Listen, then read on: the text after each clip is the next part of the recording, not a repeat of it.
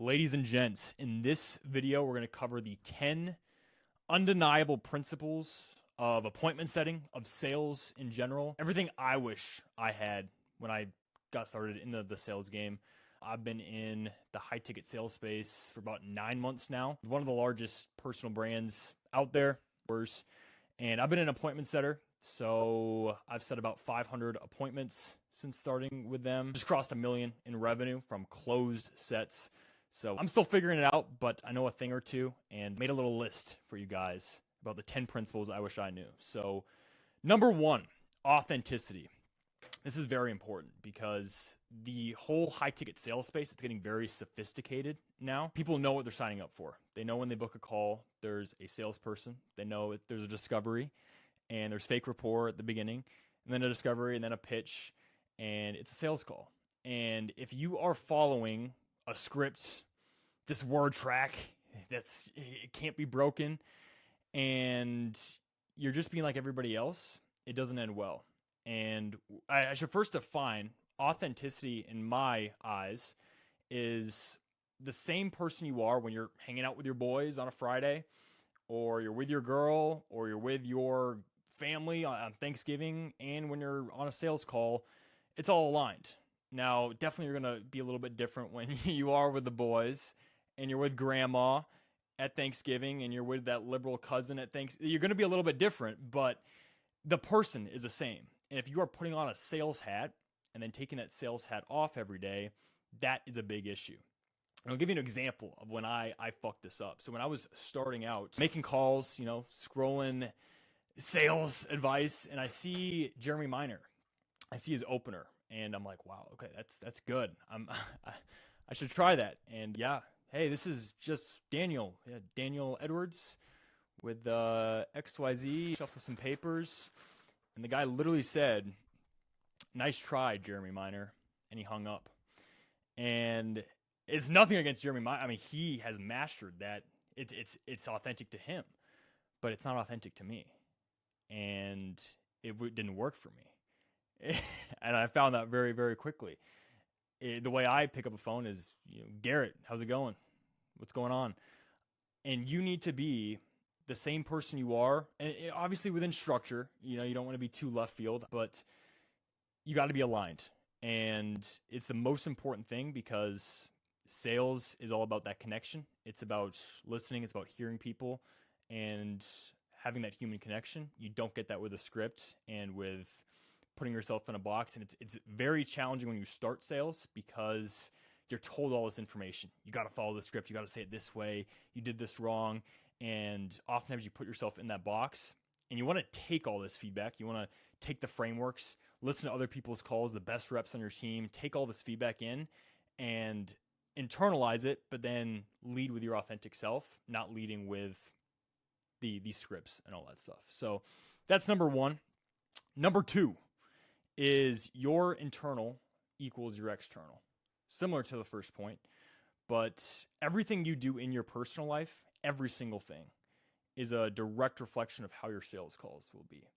So the way you show up for yourself is the way your prospects will show up. And I'll give you another example of where I fucked this up. I joined a coaching program about 4 months ago.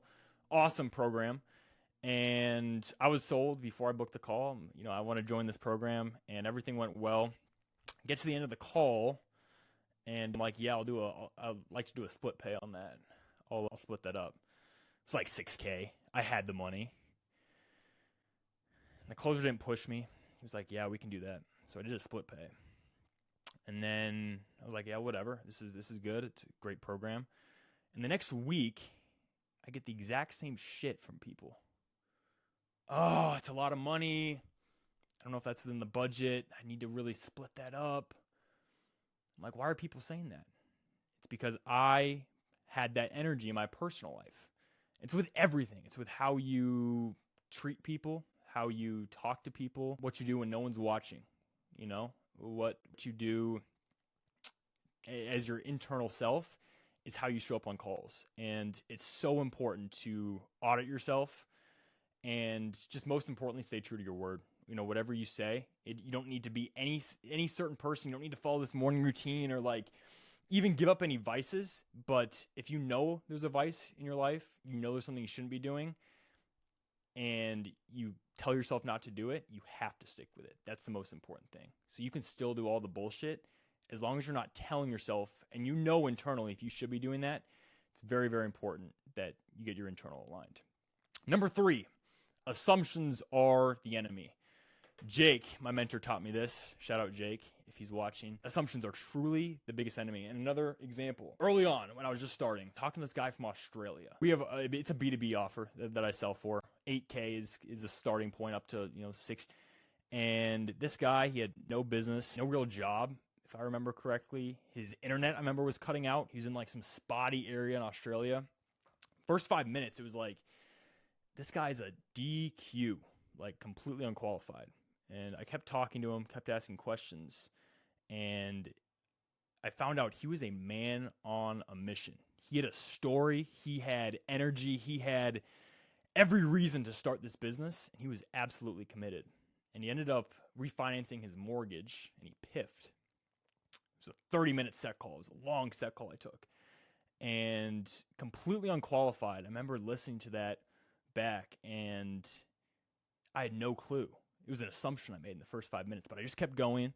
And you have to, everything prospects say, it's fabricated. It's a lie. They'll say 80% of the truth.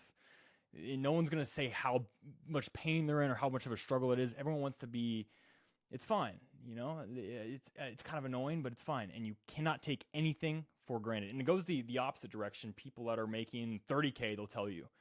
They're spending 35K and they're completely broke. So assumptions are the biggest killer in sales. You have to get very specific. When you said that, what exactly do you mean by that? Where did that belief come from when you said this? You have to really dive deep into specific things and not take anything for surface level and just move on. You have to go deep. Very important. Number 4, the sales starts before the call.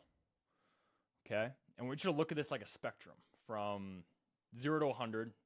100, like, put down my credit card, sign me up, I'm good to go. 0 is like, no way in hell I'm ever going to buy this. There's a spectrum. Okay? It's an infinite amount of possibilities on that thing of where people are at. And somebody may come to your calendar page and there may be like a 3 or a 4. They see a lot of ads, a lot of offers. They're interested, they book a call or whatever. Maybe they just, they opt into a lead magnet, but they're not even close to being there. And then they see that testimonial of someone exactly in their position of the desired outcome they want to achieve. They're like, oh, wow. They get a little emotional reaction. And then they see an email from you the next day with the same type of, it's an energy that they feel that's aligned. And then they watch the VSL, and you did the VSL right, and you answered all the objections you get on sales calls, pre-handled in that VSL. And before you know it, they're from a 3 to a 6 or a 7. I guess 30 to like a 60 or 70 on that scale. And then you get on a call with them, and you follow these principles, and you close them. You get them from a 70 to a 100. And closers are like, yeah, I'm a good closer. I can close anything. I'm Wolf of Wall Street. But the truth is, there's many little things that happen before the call. And it's so important that as a sales rep, you take ownership of that and you extend your arm to marketing. Listen, I've had 10 calls today, and 6 of them are talking about passive income and all this freedom stuff. And our offer takes hard work. It's not there's misalignment here, and giving that feedback to marketing. It's very, very important you take ownership of what happens before the call, because people are sold before the call. I mean, when you book calls, like, you know if you're going to buy or not. At least that's that's the point of sales, is to persuade people. But people come into a call with predetermined beliefs, perceptions, and an idea of where they're going to land. And a salesperson's job is to guide that in the right direction. But it's very important you take ownership. Another example of when that backfires, that's not a positive manner. There was a guy I talked to. He was a complete laydown on a set call. I was like, this guy, he's a layup. I set him a little bit far out because he had something going on. And in that time, from the set call to the close call, he was getting we had these new automations going out. They were completely out of order. We fixed that immediately, again, from feedback. But he hopped on the closing call, and I watched it, and it was a completely different person. Because we were sending out these reminders, and like it was not authentic to the brand. We were testing this new automation SMS stuff, and he thought we were an AI automations agency and all this like weird stuff. And he completely went from like an 80 out of 100 to like a 20 before the closing call. So it's very important you audit where people are coming in, what beliefs they have, what resonated, what content resonated, what objections they have, and taking all this information and giving it to marketing, giving it to the systems integrator to handle this before the call. Your life will be easy as a sales rep. Number 5, clarity over cleverness. Okay?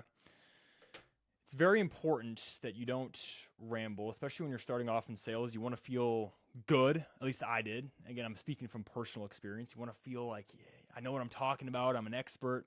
You start to talk a lot about the product, how it does, or we're this AI automation agency that takes your UVP and it lines up with your ICP and it scrapes all these leads and personalizes it and sends mass outreach to him. Like, no.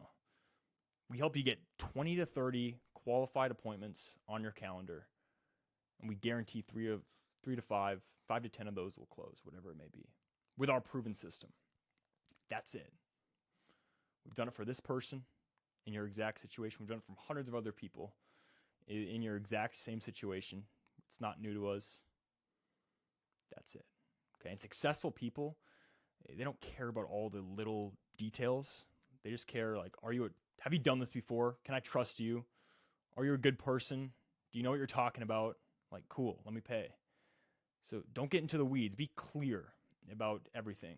You just like to the point. Don't ramble and don't get clever and really just get to the point, but don't like explain yourself and explain everything, kind of like I'm doing right now. Number 6, okay, speed matters. This is very important, okay? Everything in sales, like when a lead comes in, immediate call. When an email comes in from an old follow-up, immediately call them, like almost like creepy fast, okay? It's very important you do that. It's not like high school when you're talking to that girl and you're playing a little hard to get and she took a day to response. You're going to take another, like none of that shit. None of that, like I'm too busy. A lead came in at noon and then, sorry, I had calls all day. You took a fucking lunch break. Call everybody immediately. Do it right away. And again, when you have that intensity in the sales process, people believe in it more.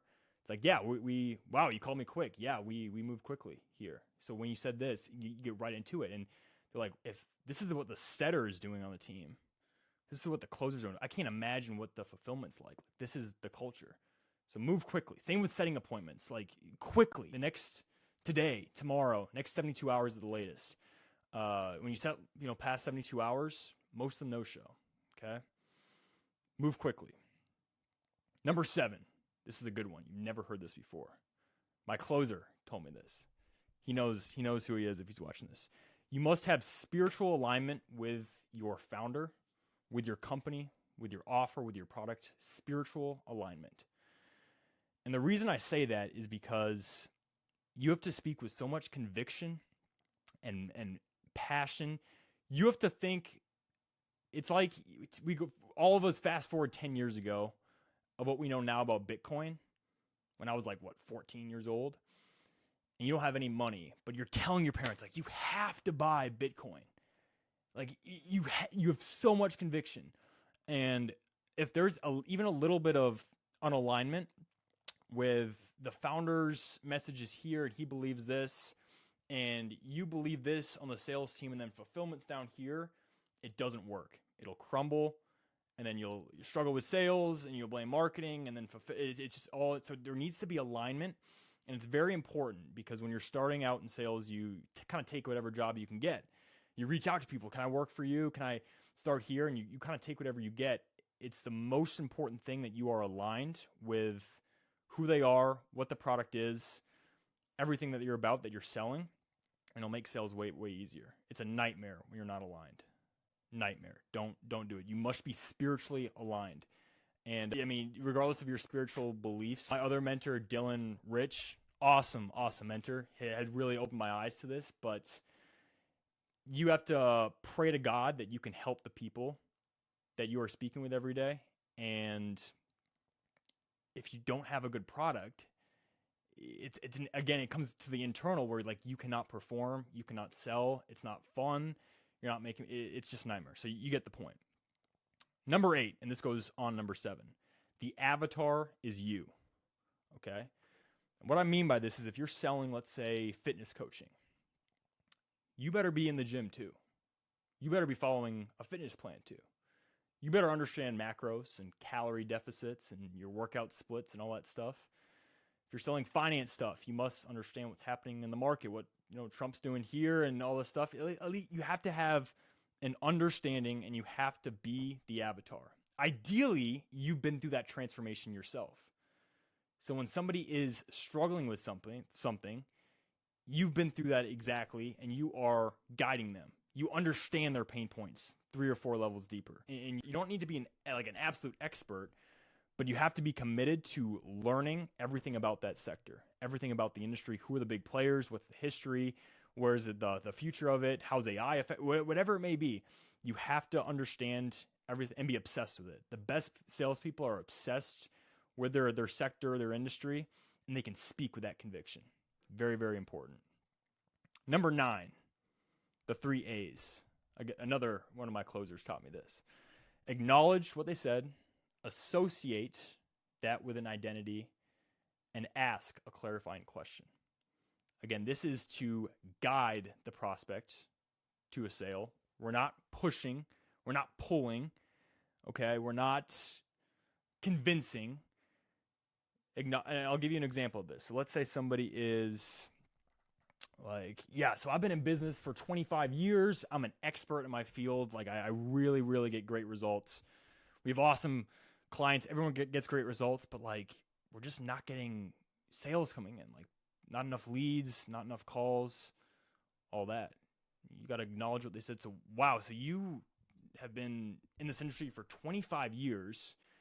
It sounds like you have the best product on the market. It sounds like you are a person that is committed to helping X avatar, but the market hasn't caught up in terms of the sales that are coming in. Walk me through, what system do you have in place for your client acquisition right now? Go down that hill. They don't have a system. Build a gap. You're leading them. You're listening to them. You're mirroring them. And you're asking clarifying questions based on what they said. That's just intuitively. Whatever comes up, you're not looking off a script, but you're listening to what they say, and then you're hearing it and leading the conversation. My closer should do a better training on that because he's a beast, and I'm just mirroring what he said at half the degree. But that's very important.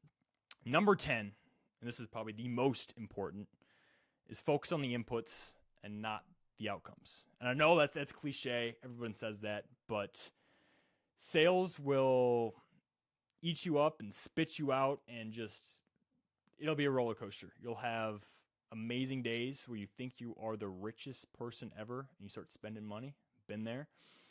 And then you are in a big slump and you may as well get a job at McDonald's and nothing's working, and it's just like all this ups and downs. And hopefully, again, if the previous 9 points are aligned, it'll be more consistent. But sales is volatile and there's so much that's out of your control.